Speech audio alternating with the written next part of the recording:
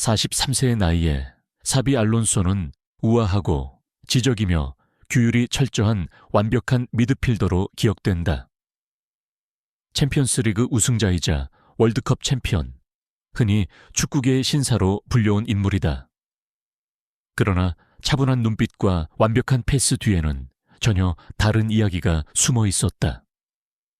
그것은 말없는 굴욕, 은밀한 배신, 그리고 타르실 안에서 존중이 사라졌던 순간들로 얼룩진 이야기였다. 알론소는 한 번도 소리를 지른 적이 없다. 누구도 공개적으로 폭로하지 않았다. 그는 그저 기억했을 뿐이다. 그리고 이제 수십 년간의 절제 끝에 그 어떤 트로피로도 지울 수 없었던 상처를 남긴 5개의 이름을 밝히기 위해 마침내 침묵을 깬다. 그리고 이제 그가 자신의 커리어에서 가장 증오했던 5명의 남자를 공개한다. 그 결정은 분노에서 비롯된 것도 복수를 원해서 나온 것도 아니었다. 그것은 지침에서 비롯되었다. 최근 늦은 밤 카메라와 홍보 담당자들로부터 떨어진 장소에서 진행된 한 장시간 인터뷰에서 알론소는 시간이 자신과 기억 사이의 관계를 바꾸어 놓았다고 인정했다. 그는 조용히 이렇게 말했다. 젊을 때는 살아남기 위해 용서한다. 나이가 들면 이해하기 위해 기억한다. 수년 동안 기자들은 그에게 트로피, 전술, 타이틀에 대해 물었다. 그러나 한 가지 질문은 계속해서 돌아왔다. 정말로 당신을 깊이 상처 입힌 사람이 있었습니까? 알론소는 잠시 멈추고 희미하게 미소 지은 뒤 답했다. 1명 이상이다. 그리고 오늘 나는 마침내 그들의 이름을 말할 것이다. 넘버 킬리안 음바페, 케일리안 엠바페. 알론소가 처음 음바페를 마주한 곳은 경기장이 아니라 회의실이었다. 젊음은 경험과 맞섰고 속도는 통제와 만났으며 야망은 절제와 충돌했다. 음바페는 강력하고 보호받으며 손댈 수 없는 존재로서 새로운 축구 시대의 상징처럼 등장했다. 알론소는 그를 유심히 지켜보았다. 그를 불편하게 만든 것은 재능이 아니라 태도였다. 전술 토론 도중 알론소가 공 없이 움직이는 규율을 요구하자 음바페는 말을 끊고 의자에 기대앉아 차갑게 말했다. 나는 수비하러 뛰지 않는다. 그건 내 일이 아니다. 회의실은 순식간에 침묵에 잠겼다. 이후 비공개 훈련 세션에서 알론소는 또 다른 모습을 보게 된다. 어린 선수들이 실수를 했을 때 음바페의 반응은 조언이 아니라 노골적인 조급함이었다.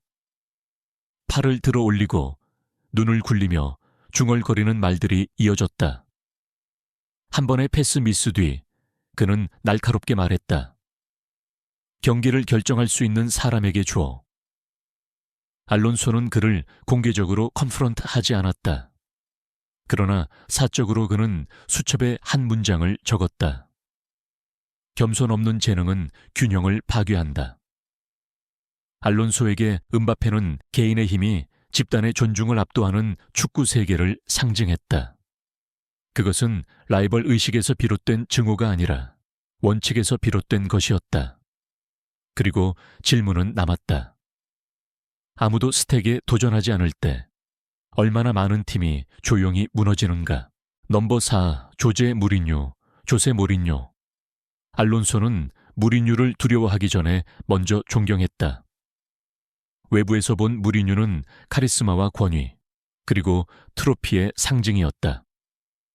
그러나 타르실 안에서 알론소는 또 다른 얼굴을 발견했다.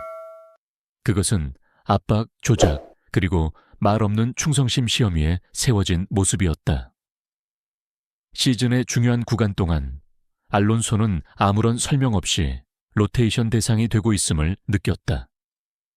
전술적인 피드백도 개인적인 대화도 없었다. 오직 배제만이 있었다. 마침내 그는 이유를 묻자 무리뉴는 그를 바라보며 말했다. 지금 나는 생각하는 선수가 필요 없다. 군인이 필요하다. 그 말은 어떤 벤치행보다도 깊이 상처를 남겼다. 알론소는 특혜를 요구한 것이 아니라 존중을 원했을 뿐이었다. 그러나 무리뉴는 불확실성을 하나의 무기로 여겼다. 한 팀 미팅에서 수비 붕괴 이후 무리뉴는 알론소를 가리키며 선언했다. 지능은 경합을 이기지 못한다. 방 안은 얼어붙었다. 카메라는 없었지만 메시지는 분명했다. 대화보다 권위가 우선이었다. 알론소는 방역하지 않았다. 그는 더 열심히 훈련했고 말을 줄였으며 질문받지 않는 권력이 어떻게 작동하는지를 배웠다. 몇 년 뒤 그는 그 시기를 단 한 문장으로 돌아보았다. 어떤 감독은 신뢰로 동기부여를 한다. 다른 감독은 두려움으로 지배한다. 그리고 답 없는 질문이 남았다. 얼마나 많은 뛰어난 지성이 말하기도 전에 침묵당했을까? 넘버 3, 펩 과르디올라. 펩 과르디올라. 과르디올라 밑에서의 작업은 최고의 지적 파트너십이 될 것처럼 보였다. 통제, 지능, 완벽함이라는 동일한 이상으로 형성된 두 미드필더였다. 그러나 알론소에게 그 완벽함은 서서히 숨 막히는 것이 되었다. 훈련은 집요할 정도로 세밀했다. 포지셔닝은 센티미터 단위까지 교정되었다. 결정들은 공개적으로, 때로는 무자비하게 해부되었다. 어느 오후 알론소가 구조를 깨뜨리면서도 위협을 만들어내는 수직 패스를 시도하자 과르디올라는 훈련을 멈추고 말했다. 자유는 복종 이후에야 얻어진다. 그 문장은 그의 머릿속에 남았다. 알론소를 괴롭힌 것은 비판이 아니라 즉흥성에 대한 신뢰의 부재였다. 비공개 미팅에서 과르디올라는 선수들이 아니라 시스템에 대해 말했다. 본능이 아니라 움직임에 대해 말했다. 알론소는 점점 사색가라기보다 하나의 부품처럼 느끼기 시작했다. 결정적인 경기에서 그는 이르게 교체되었다. 벤치에서 과르디올라는 몸을 숙여 속삭였다. 너는 경기를 봤다. 하지만 내 경기는 보지 못했다. 그것이 균열이었다. 알론소는 과르디올라의 천재성을 존중했지만 하나의 비전이 다른 모든 것을 지워야 한다는 생각에는 반감을 가졌다. 몇 년 뒤 그는 이렇게 인정했다. 우리는 둘 다 통제를 사랑했다. 하지만 누가 그것을 소유해야 하는지에는 동의하지 않았다. 그리고 질문은 남는다. 의심의 여지를 남기지 않는 축구가 과연 완벽할 수 있을까? 넘버 2, 세르히오 라모스, 세르기오 라모트. 겉으로 보기에 그들의 관계는 깨질 수 없어 보였다. 같은 국기, 같은 색깔, 같은 승리였다. 알론소와 라모스는 전우가 되어야 할 존재였다. 그러나 타르실 안에서는 조화 대신 서열이 서서히 자리를 잡았다. 라모스는 감정으로 지배했다. 높아진 목소리, 앞으로 내민 가슴, 논의되지 않은 채 행사되는 권위였다. 알론소는 리더십이란 조용해야 하며 명확함과 일관성을 통해 얻어지는 것이라 믿었다. 충돌은 피할 수 없었다. 그 갈등은 긴장감 넘치는 챔피언스 리그의 밤에 드러났다. 이른 시간에 실점을 허용한 뒤 알론소는 침착함을 요청했다. 그러자 라모스는 분노에 찬 채 돌아서며 외쳤다. 이건 체스 경기가 아니다. 싸워라. 아니면 나가라. 그 말은 울려 퍼졌다. 어린 선수들은 고개를 숙였다. 아무도 개입하지 않았다. 그 시즌 후반 수비 실수 이후 라모스는 미드필드가 숨어 있었다고 공개적으로 비판했다. 알론소는 그 메시지가 정확히 누구를 향한 것인지 알고 있었다. 가장 아팠던 것은 갈등이 아니라 신뢰의 배신이었다. 사적인 이견이 공개의 장으로 끌려 나왔다. 권위는 노출을 통해 강요되었다. 알론소는 회의에서 말을 멈추었고 대립 대신 침묵을 선택했다. 그는 훗날 이렇게 말했다. 리더가 듣기를 멈출 때 팀은 생각하기를 멈춘다. 그리고 질문은 여전히 답을 찾지 못한다. 적 때문이 아니라 내부의 목소리가 더 큰 소리에 의해 억눌릴 때 얼마나 많은 위대한 팀이 무너지는가. 넘버 1, 플로렌티노 페레스, 플로렌티노 페레. 수년 동안 사비 알론소는 플로렌티노 페레스가 다른 사람이라고 믿었다.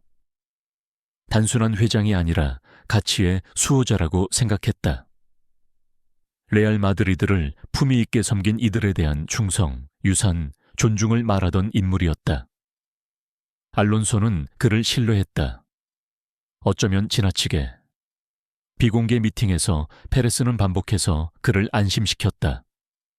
너는 핵심이다. 여기서의 내 역할은 그라운드를 넘어선다.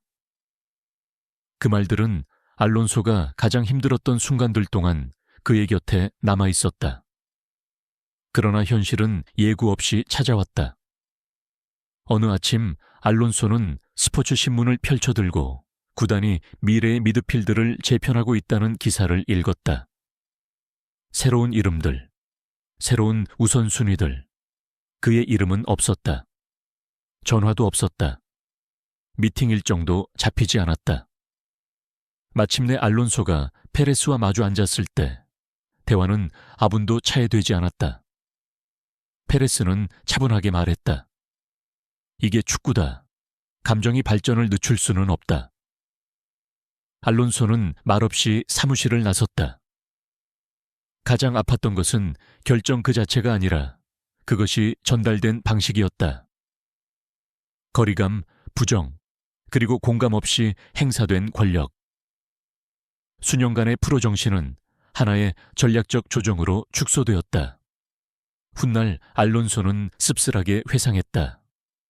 주장은 헤드라인이 아니라 대화를 받을 자격이 있다. 그리고 질문은 고통스럽게 남아있다. 문이 이미 닫힌 뒤에야 자신의 진정한 가치를 깨닫는 전설은 얼마나 많은가. 5개의 이름. 침묵이 신뢰를 대신했던 5개의 순간. 사비 알론소는 한 번도 대립을 원한 적이 없었고 복수를 요구한 적도 없었다. 그가 원했던 것은 어쩌면 너무도 조용히 존중이었다. 이 사람들은 그의 커리어를 부러뜨리지는 않았지만 그것을 다시 빚어놓았다. 모든 패스, 모든 결정, 그리고 그 뒤를 따른 모든 침묵 속에 교훈을 새겨 넣었다. 오늘 알론소가 말하는 이유는 고발이 아니라 기억하기 위해서다. 왜냐하면 축구에서 트로피는 사라지고 시스템은 바뀌며 관중은 앞으로 나아가지만 답을 받지 못한 상처는 남기 때문이다. 그리고 진실이 이렇게 늦게 찾아온다면 하나의 질문은 여전히 메아리친다. 이와 같은 이야기는 과연 얼마나 더 결코 들려지지 않을 것인가?